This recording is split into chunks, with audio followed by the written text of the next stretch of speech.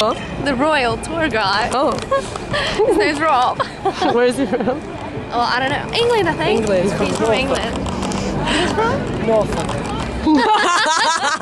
If it ends in fuck, it must be posh. Yeah. Talking about the history of Berlin, I guess we might as well start in the logical place which was the beginning. Berlin dates back to 1237 AD, and I know what you're all thinking. You're probably thinking when I say 1237 AD, but you're rolling your eyes and thinking, oh my god, that was ages ago, but going back that morning, popped on something.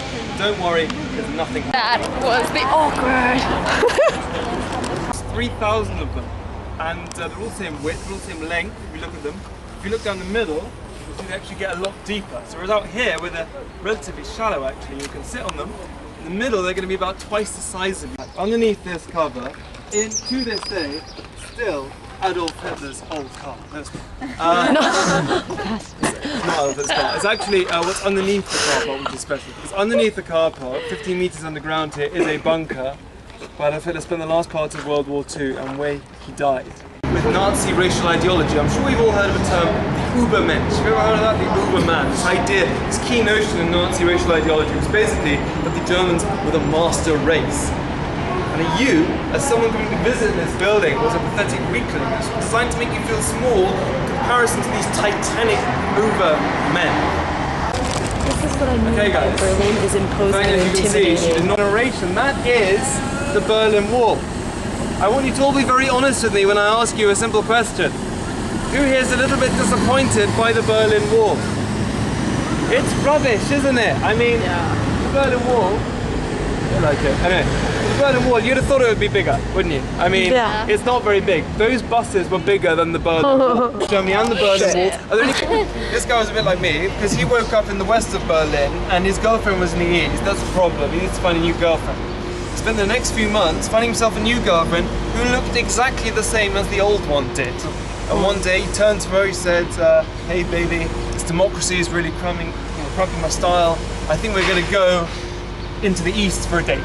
And this was possible as a West Berlin. You were allowed one day a year, you weren't allowed to spend the night, it was expensive, but it was possible.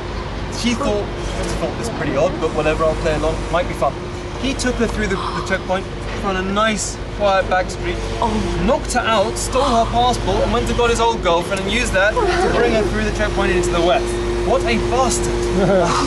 Don't worry girls, he's going to get his comeuppance, and you can imagine this is not a very nice man, not the kind of man you would like to have as your boyfriend. He wasn't very considerate, was he?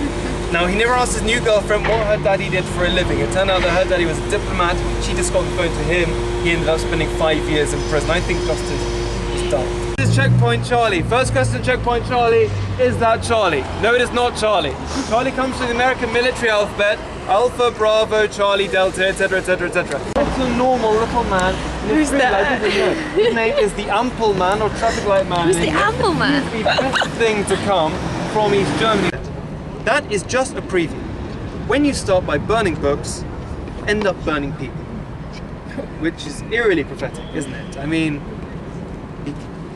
what he said could so easily be applied to book burnings and later with the Holocaust. But he was talking about something which happened in the medieval times. He was talking about the Spanish Inquisition. Ideas walked up and down this road in the past 100 years. And we started to decay, moved to fascism, moved to communism, ended up where, let's face it, I hope we're going to stay, with democracy. This building is why I am a tour guide in Berlin and not in any other city. This is the 20th century. Died in 1970. So for now, or forevermore, it will always be known by Berliners as Ulbricht's last erection.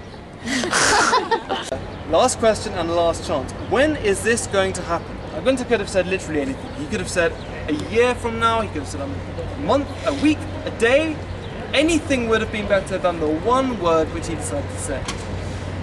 He wanted to give them the date, basically. And there was no date written in that paragraph. In fact, there was no date written anywhere on the page. He looked up and down. The only date he could find was written in the top right-hand corner. And that was the day of the press conference. So he uttered that word, which really changed history forever. He said, immediately. In fact, I put it to you, the first time that everyday guys, that you and me, we really came together, we really took freedom for ourselves, was here in Berlin on November the 9th, 1989. And it's with that in mind that you can understand what President Kennedy meant when he came here in 1963 and he told the people of West Berlin that any free man, wherever he may live, is a citizen of Berlin. And therefore, as a free man, I take great pride in the words, Ich bin ein Berliner. the end.